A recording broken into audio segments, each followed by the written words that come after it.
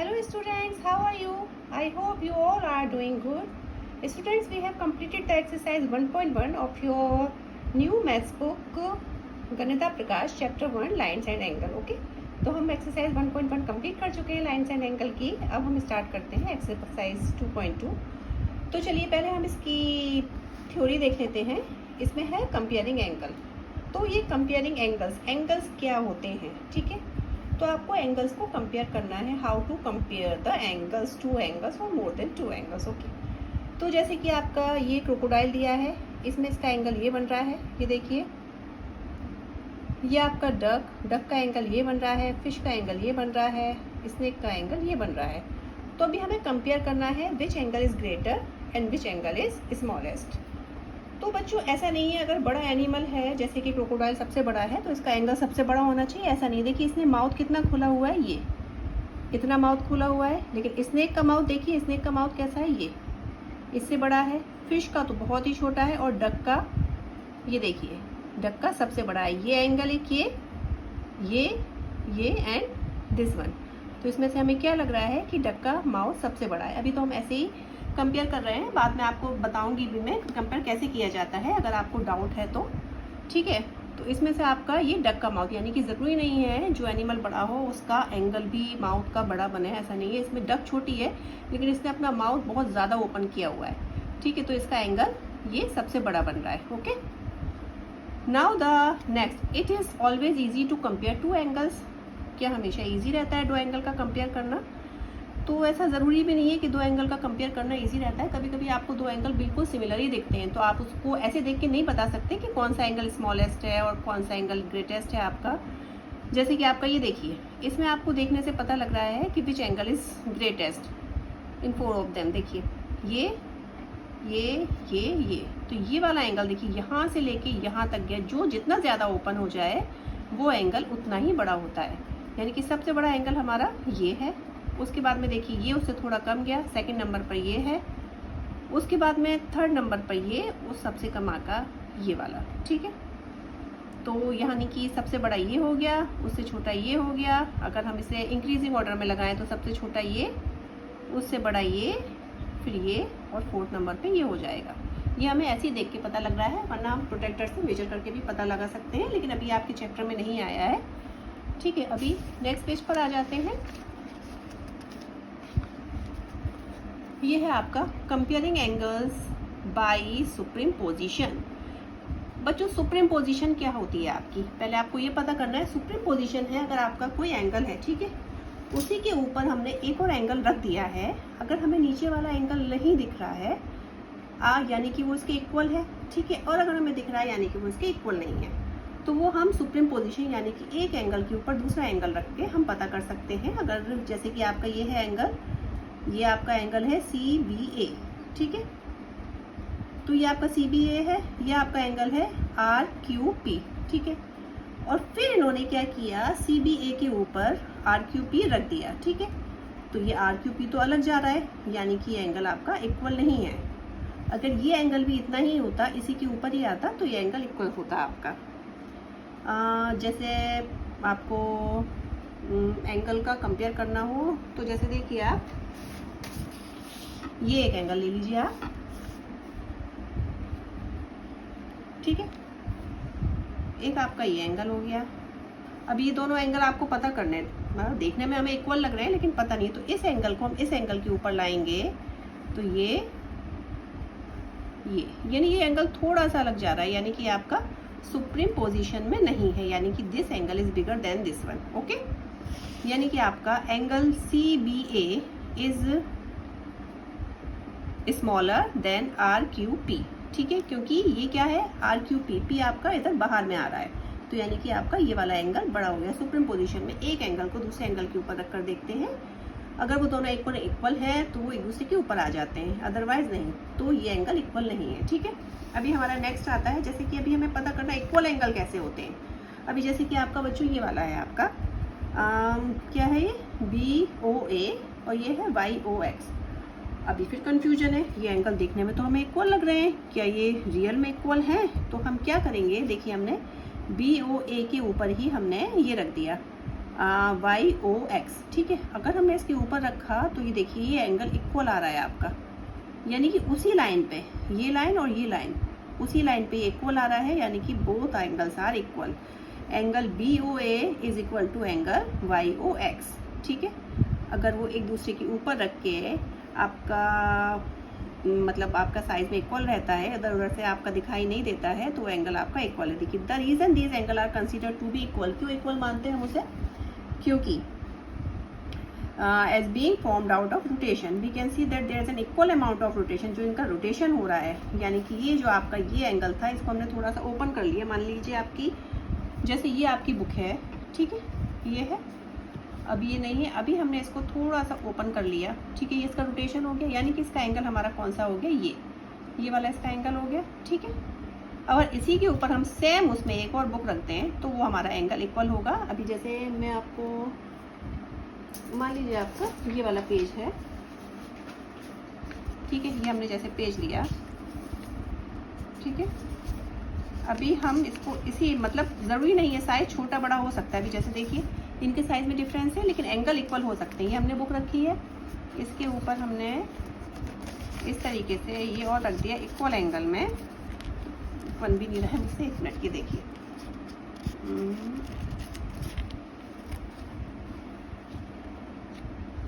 ये इस तरीके से, हाँ मतलब इक्वल, ये यानी कि एक दूसरे के इक्वल हैं, ये देख रहे हैं आप, ठीक है, लेकिन साइज छोटा बड़ा है, यानी कि जो इनकी लाइन टू लाइन मार्क कर जाए एक दूसरे के ऊपर वो आपके सुप्रीम पोजीशन उसे कहते हैं। उस तरीके से हम सुप्रीम पोजीशन निकाल लेते हैं और वो एंगल इक्वल है। जैसे कि इसके ऊपर हमने इसको रखा, ये एंगल हमारा मतलब ऊपर तक गया है, लाइन इसके ऊपर तक गई है, आपका जो मटेरियल है वो बड़ा है लेकिन इसके एंगल जो है वो इक्वल है, ठीक है। तो ये angle BOA is equal to angle YOX, ये हम सुप्रीम पोजीशन से निकाल लेते हैं एंगल को, जो भी है एक दूसरे के ऊपर रखकर, ठीक है। तो सुप्रीम पोजीशन में क्या होता है बच्चों, सुप्रीम पोजीशन में आपका पॉइंट जो है वो सेम रहता है, ठीक है। देखिए इसमें पॉइंट जो है वो आपका सेम रहता है when two angles are superposed, the common vertex, point जो आपका क्या हो गया वर्टेक्स, वर्टेक्स आपका क्या होता है, जो मिडिल पॉइंट होता है, मैं पहले भी आपको बता चुकी हूँ, वर्टेक्स आपका मिडिल पॉइंट होता है, ये आपकी होती है रे, ठीक है। तो एंगल हमारा जब ही बनता है जब उसका एक वर्टेक्स होता है और ये आपकी रे होती है, ठीक है। तो यानी कि कॉमन वर्टेक्स होता है और रे जो होती हैं common vertex, and two rays are both angle lie on top of each other, जो एक दूसरे के ऊपर आ जाती है, then the size of the angles are equal, तो वो एंगल का साइज आपका क्या कहलाता है, वो इक्वल कहलाता है, ठीक है।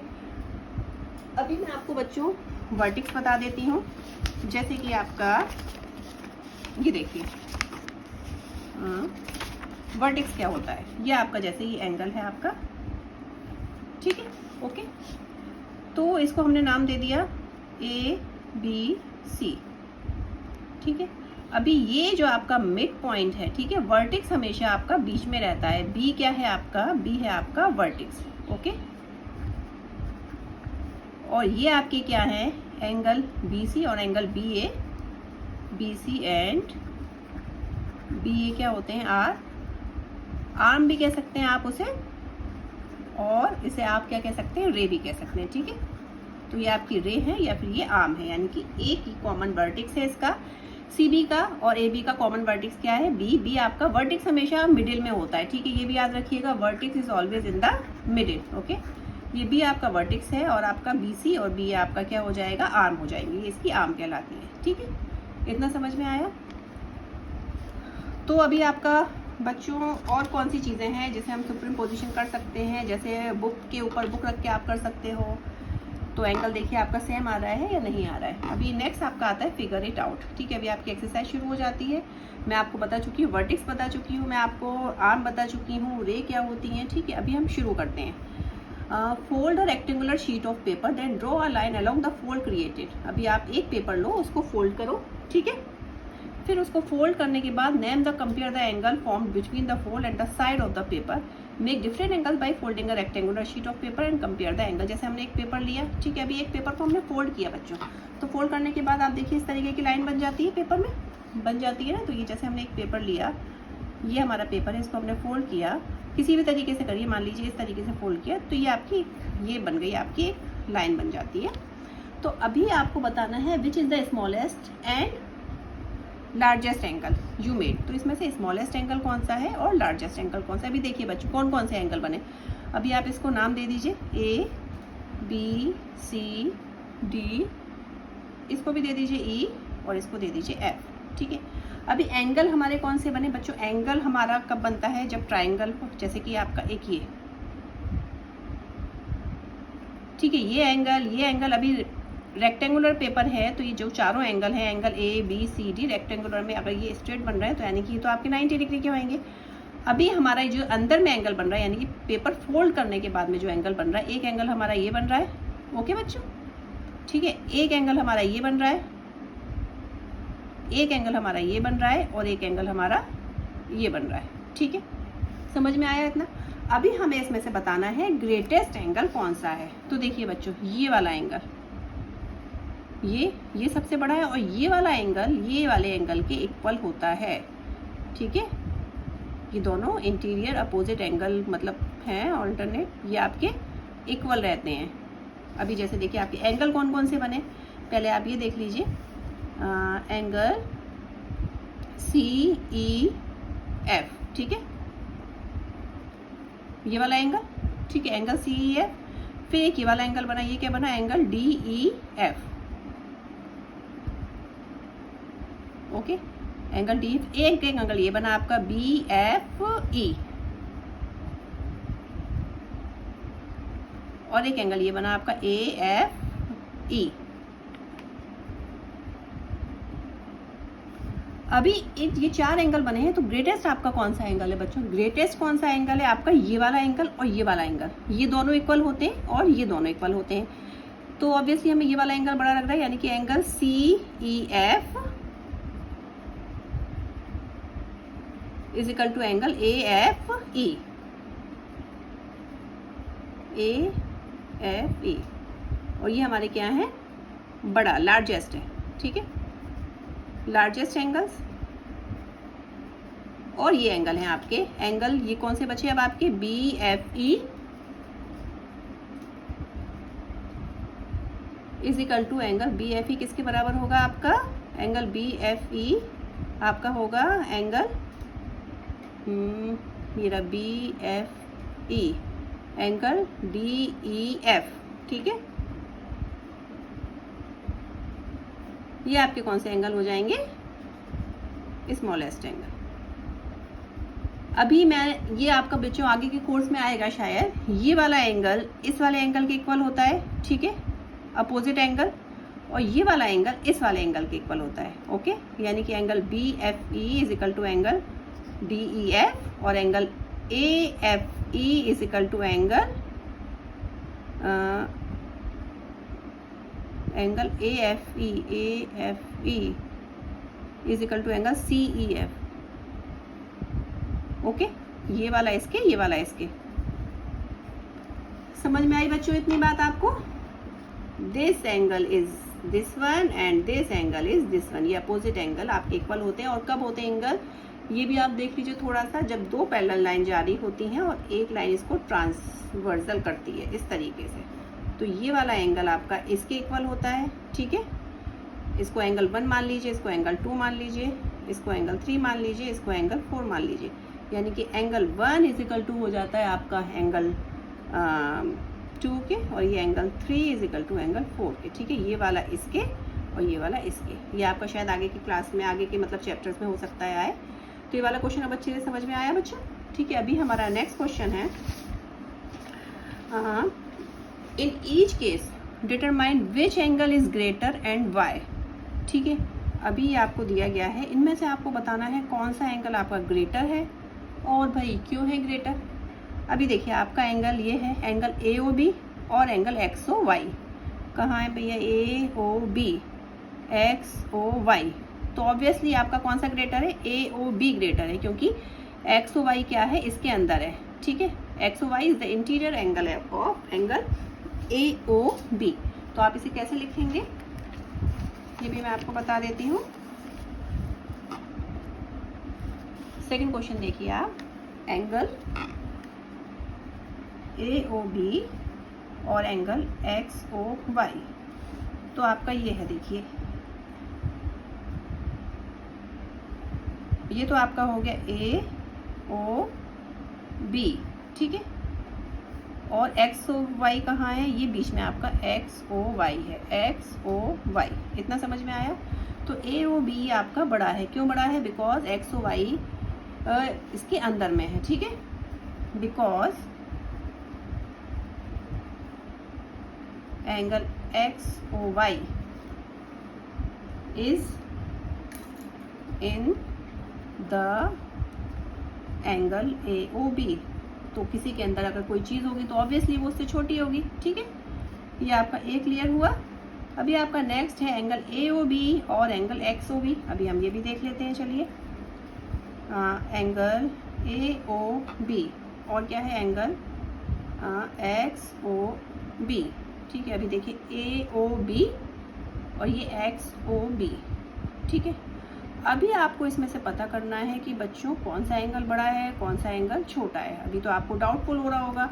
अभी ये तो इसके अंदर था तो आपने आराम से पता लगा लिया था, ठीक है। अभी ये क्या हो गया, ये यहाँ से यहाँ तक हुआ एक एंगल, ये भी बच्चों ये सीधा है, एक एंगल ये सीधा हुआ और एक एंगल ये ऐसा हुआ, ठीक है। अभी आपका देखिए एंगल ए ओ बी, ये देखिए ये वाला एंगल तो आपका बच्चों ऐसे सीधा जो एंगल होता है वो आपका कौन सा कहलाता है, 90 डिग्री का एंगल, ठीक है। ये राइट एंगल बन रहा है, राइट एंगल आपका 90 डिग्री का होता है। फिर आपका कौन सा एंगल है, एंगल एक्स ओ बी, तो ये तो इसके अंदर ही है, ठीक है। तो एक्स ओ बी भी इसके अंदर है, तो ये भी आपका कौन सा बड़ा होगा बच्चों, angle A O B is greater than angle X O B. तो इसमें क्या हो जाएगा आपका एंगल ए ओ बी, क्यों होगा, बिकॉज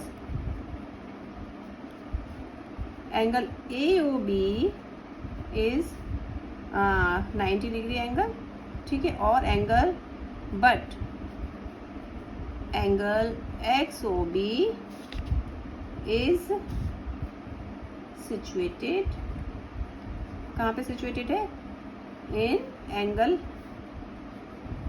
ए ओ बी के, इसके अंदर ही सिचुएटेड है, ठीक है। एक्स ओ बी जो है आपका यहाँ से है, यहाँ से है, तो ऑब्वियसली आपका ये बड़ा होगा। ये क्लियर हुआ आपका। अभी है आपका एंगल एक्स ओ बी और एंगल एक्स ओ सी, ठीक है। अभी हम ये भी देख लेते हैं। अभी क्या है आपका एक्स ओ बी, ठीक है, और क्या है एंगल एक्स ओ सी, ओके। तो बच्चों ये वाला एंगल आपका इक्वल होगा एंगल एक्स ओ बी और एंगल एक्स ओ सी। अभी कैसे इक्वल होगा, जैसे कि देखिए बच्चों ये है एंगल एक आपका, ठीक है। मान लीजिए आपका हो गया एक्स ओ बी, एक एंगल है आपका एक्स ओ सी, यानी कि इसी लाइन को हमने आगे तक ले लिया, पर हमारा एंगल तो देखिए चेंज नहीं हुआ। एंगल तो इतने का इतना ही है ना, एंगल में कोई चेंज नहीं आया। जैसे कि मैंने आपको बताया था, चाहे हम छोटी बुक लें चाहे हम बड़ी बुक लें, हमारा एंगल सेम है। जैसे कि आप देखिए एक बुक मैंने ये ली और एक बुक मैंने ये ले ली। अभी देखिए दोनों में इस साइड से देखिए ये एंगल आपका क्या है, 90 डिग्री का है। यहाँ पे ये एंगल भी 90 डिग्री का है आपका और ये एंगल भी 90 डिग्री का है, यानी कि बुक छोटी बड़ी होने से भी एंगल में तो आपके चेंज नहीं पड़ा, ठीक है। अगर उसी डायरेक्शन में मतलब उसी उसमें रे के ऊपर रे है आपकी, इस रे के ऊपर ये रे है, तो इस साइड के एंगल में तो कोई भी चेंज नहीं पड़ा ना बच्चों। तो फिर वो आपका एंगल इक्वल होगा, यानी कि रे एक दूसरे के ऊपर आ जा रही हैं, लेकिन आपका जो वर्टिक्स है वो दोनों में कॉमन है और रे ये भी कॉमन है, ठीक है। ओ बी ओ सी की भी कॉमन रे है, तो इसलिए ये एंगल इक्वल होंगे। बिकॉज इसका आप रीजन क्या लिख सकते हैं, because O B is common. O B किस में कॉमन है बच्चों, ओ बी किस में कॉमन है, O B is common in O B and O C. देखिए ओ बी किस में कॉमन है, ओ बी में भी कॉमन है, ओ बी ओ सी में भी कॉमन है, ठीक है। तो ये वाला भी आपका कंप्लीट होता है। समझ में आया बच्चों। और हाँ एक बात और, जैसे कि अगर हमने कोई एंगल, जैसे हमने मान लीजिए ये एंगल हमने ड्रॉ किया, ठीक है, तो इसके लिए जैसे कि हमारा ये है ए बी सी, तो इसे आप एंगल ए बी सी भी कह सकते हैं या फिर एंगल सी बी ए भी कह सकते हैं, ठीक है। ये अगर हम ये एंगल है, एंगल ऐसे भी ले सकते हैं, एंगल ऐसे भी ले सकते हैं। अगर हम इस एंगल के यहाँ पे एरो लगा दें, ठीक है, इस तरीके से हम इसका कर्व बना दें। तो अगर यहाँ पे कर्व है तो ये फिर आपका एंगल होगा एंगल ए बी सी। ठीक है, क्या होगा एंगल, ये एंगल ए बी सी। अगर हम ऐसे कर्व बना दें तो ये वाला एंगल ए बी सी होगा, और अगर हम ऐसे कर्व बना दें तो ये एंगल क्या हो जाएगा, ये एंगल हो जाएगा एंगल सी बी ए, यानी कि जिस साइड से कर्व बना शुरू होता है वो एंगल वहीं से स्टार्ट होता है। और अगर आपके में कोई भी कर्व नहीं है, सिर्फ बस ऐसे ही लगा हुआ है, तो you can say that angle A B C और एंगल सी बी है। आप इसमें से कुछ भी कह सकते हैं। ठीक है, इतना समझ में आया आपको। कर्व, वर्टेक्स, कर्व कैसे लगाते हैं एंगल में, जैसे कि ये है आपका। ठीक है, तो इसे एक्स ओ बी कहेंगे तो कर्व कहाँ लगाएगा, यहाँ पे लगेगा। ठीक है, अगर इसे हम बी ओ एक्स कहेंगे तो कर्व कहाँ लगेगा, कर्व लगेगा ऐसे। ओके, बात क्लियर है बच्चों इतनी। अभी आपका ये आपने बता दिया, discuss with your friend how you decided which one is greater. ये आपने बता दिया कौन सा ग्रेटर है और कौन सा स्मॉलर है। अभी आप देखिए विच एंगल इज ग्रेटर। अभी आपको ये वाला क्वेश्चन आता है एक्स ओ वाई और ए ओ बी। अभी देखिए ये आपका है एक्स ओ वाई, ठीक है, और आपका है ए ओ बी। अब आपको ये बताना है कि ये कौन सा ग्रेटर है। अभी आप देखिए, देखने में तो हमें नहीं पता लग पा रहा है कि कौन सा ग्रेटर है, और हमें ये भी नहीं कहा है कि इसका मेजरमेंट करके बताओ आप कौन सा ग्रेटर है। तो फिर हम इसे कैसे निकालेंगे अगर हमें पूछा जाए कौन सा ग्रेटर है और हमें पता भी नहीं है, ना हम प्रोटेक्टर का यूज़ कर सकते हैं, ना हम मतलब अंदाज लगा पा रहे हैं, गैस कर पा रहे हैं, और हमें रीज़न भी लिखना है। तो देखिए अभी हम ये कैसे करेंगे।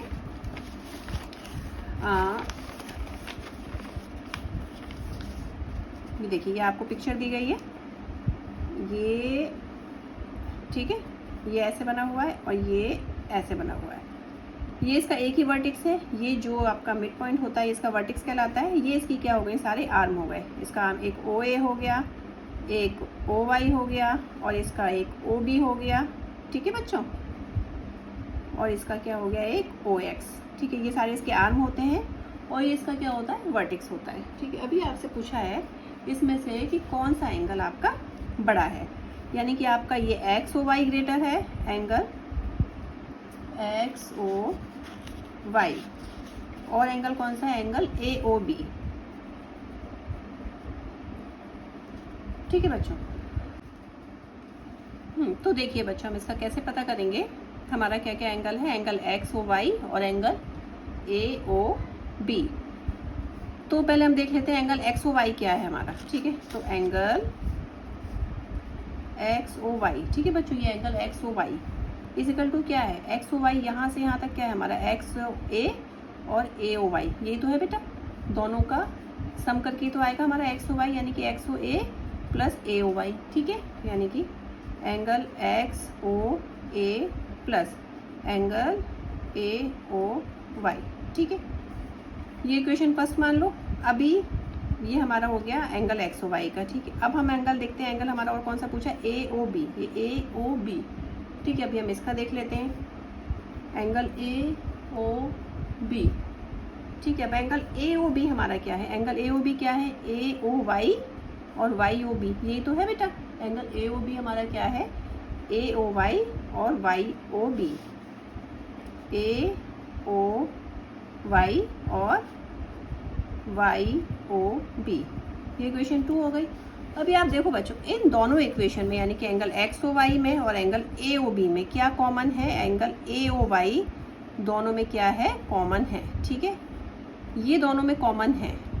तो फिर हम क्या करेंगे, अब हम ये देख लेंगे कि एंगल ये वाला बड़ा है या एंगल ये वाला बड़ा है, यानी कि एंगल एक्स ओ ए बड़ा है या फिर एंगल वाई ओ बी बड़ा है। तो फिर हम पता लगा सकते हैं कि कौन सा एंगल ग्रेटर है। अभी देखिए, एंगल एक्स ओ ए या वाई ओ बी, कौन सा बड़ा दिख रहा है बच्चों आपको, ये वाला बड़ा दिख रहा है ना, एंगल एक्स ओ ए।